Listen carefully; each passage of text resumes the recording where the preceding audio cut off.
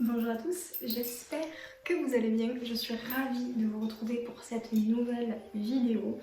Alors cette vidéo, je vais la faire un petit peu en freestyle, c'est-à-dire que je ne vais rien préparer.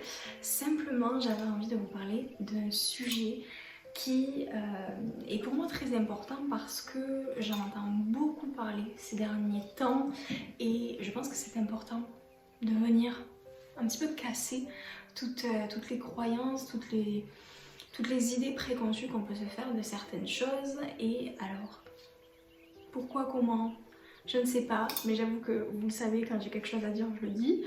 Donc il était temps que ça sorte. Attention, je fais, je fais le teasing à mort. Non, alors tout simplement, ces derniers temps, j'ai eu beaucoup de conversations et d'échos sur le Reiki notamment. Le Reiki qui est un outil énergétique, une méthode énergétique si vous préférez, qui est assez spécifique puisqu'il y a aussi de nombreuses formations. Il y a énormément d'ailleurs de formations différentes puisque de toute façon chaque formation va être différente en fonction de l'enseignant et du maître Reiki qui va vous transmettre la formation. Bien évidemment, je me permets de vous en parler parce que moi-même je suis formatrice Reiki. C'est l'un de mes outils fondateurs puisque c'est sur ça que je m'appuie entre autres choses et entre autres méthodes et techniques énergétiques. Mais il y a quelques jours, une personne a dit que effectivement il y avait beaucoup de dérives. Il y avait beaucoup de dérives au niveau du Reiki, au niveau d'ailleurs d'autres outils. Si on peut aller plus loin, effectivement il y a des dérives pour tous les outils. Et en fait cette personne était assez fermée à toutes les personnes qui pratiquaient le Reiki. Le Reiki, c'est une méthode de soins énergétiques japonaise. Oui, ça vient du Japon. Et c'est une méthode, oui, qui a eu le temps d'évoluer, qui a eu le temps de passer de main en main. En tout cas, les enseignements sont passés de main en main. Et bien évidemment, c'est aussi ça. C'était aussi l'objectif. Donc Mikao Usui, qui est le maître fondateur du Reiki, a lui-même volontairement transmis le Reiki uniquement à l'oral. Donc il n'y avait pas d'écrit. Le Reiki est une méthode qui utilise des symboles japonais et qui, bien évidemment, une fois encore, n'était pas transmis à l'écrit puisque les symboles étant sacrés, on se refuse de les transmettre, d'en faire des représentations. En tout cas, il se refusait de faire des représentations. Avec le temps, bien évidemment, les choses ont changé, les transmissions se sont faites aussi à l'écrit.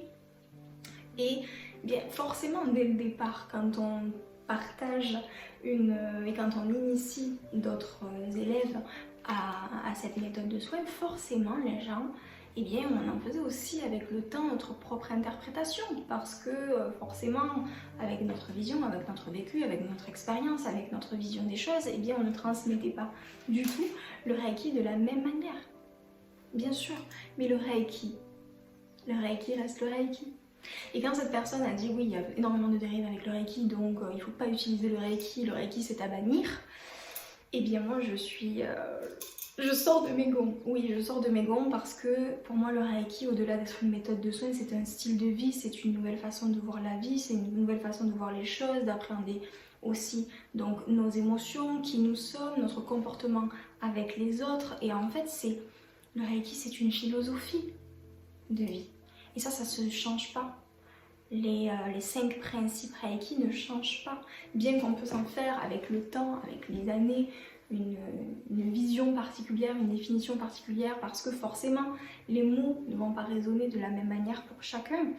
Le Reiki reste le Reiki, l'énergie universelle reste l'énergie universelle, puisque c'est dans cette énergie-là que l'on vient justement on vient canaliser cette source d'énergie universelle pour la retransmettre par le biais de nous-mêmes, par notre souffle, par notre regard. Et ça ne changera pas. L'énergie universelle ne change pas, c'est la même. La source est la même. Et pour moi, le problème, ce n'est pas le Reiki. Clairement pas. Le problème, c'est les personnes qui vont l'utiliser.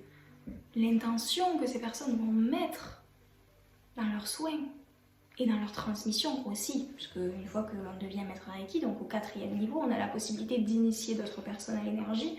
Et donc forcément, ce qui va être super important, c'est l'intention qu'on va y mettre. C'est l'amour qu'on va vouloir transmettre. Et ça ne dépend que de nous et de la personne que l'on a envie d'être au moment où on va transmettre et initier. Donc si j'ai quelque chose à vous dire, c'est prenez toujours garde, non pas à l'outil, parce qu'un outil reste un outil, et encore plus quand c'est énergétique, puisque l'outil énergétique, voilà, une fois qu'il a été mis en place, on a beau utiliser des mots différents, on puise dans la même source, et ça, on ne peut pas le changer. La seule chose qui va varier, c'est la personne que l'on est, c'est l'énergie qu'on va y mettre, c'est l'intention qu'on va poser au moment des soins, au moment de la transmission de la technique et surtout de la personne que l'on est, tout simplement. Et je vous ai partagé d'ailleurs en story Instagram il y a quelques jours que ça n'avait pas d'importance si vous étiez maître, Reiki ou énergéticien ou thérapeute ou coach de vie ou peu importe, ça n'a aucune importance. Et ce qui compte vraiment, finalement, c'est la personne que l'on est au quotidien, qui on incarne, l'énergie que l'on a, les intentions que l'on pose, le rapport que l'on a avec les autres, la bienveillance que l'on peut avoir. En fait, c'est notre comportement, c'est qui l'on est, notre personnalité. D'ailleurs, je vais vous en parler dans les posts du mois. Pour moi, il n'y a pas de personne qui est mauvaise. Personne n'est ni bon ni mauvais. On réagit simplement à nos propres blessures, à l'énergie que l'on a à l'intérieur de nous et qu'on entretient. Une personne qui a eu une enfance très difficile, qui n'a pas réussi à s'en sortir, à être heureux, va forcément être en réaction à ses émotions refoulées, peut-être de la tristesse, de la colère, de la rancune. Cette personne n'est pas mauvaise en soi. Elle est simplement encore peut-être contrôlée par tous les masques, par tous les poids, par toutes les pierres qu'elle traîne depuis peut-être des années, des mois, des semaines, sait-on jamais. Et en fait, c'est vrai que moi-même, je suis attristée qu'on puisse mettre de côté et juger un aussi bel outil qu'est le Reiki, tout simplement parce que le Reiki n'est pas le problème. Le problème, c'est l'intention qu'on va y mettre. Mais encore une fois, l'outil n'est jamais le problème. Et quand j'ai pensé à faire cette vidéo avec vous aujourd'hui, j'ai pensé au marteau. C'est bête, le marteau, c'est un outil. Le marteau est fait pour planter des clous, pour bricoler, pour créer des choses. Malheureusement, le marteau peut aussi être une arme. Mais le problème, ce n'est pas le marteau, c'est la personne qui s'en sert, la manière dont cet outil va être utilisé.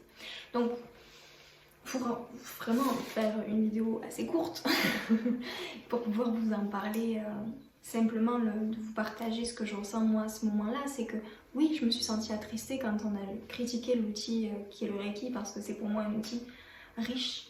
C'est, comme je vous ai dit, une philosophie de vie, une manière de vivre. C'est un peu comme le yoga, au-delà d'être une pratique et des asanas avec les postures, c'est aussi une philosophie de vie, c'est une manière de se comporter avec soi, avec les autres.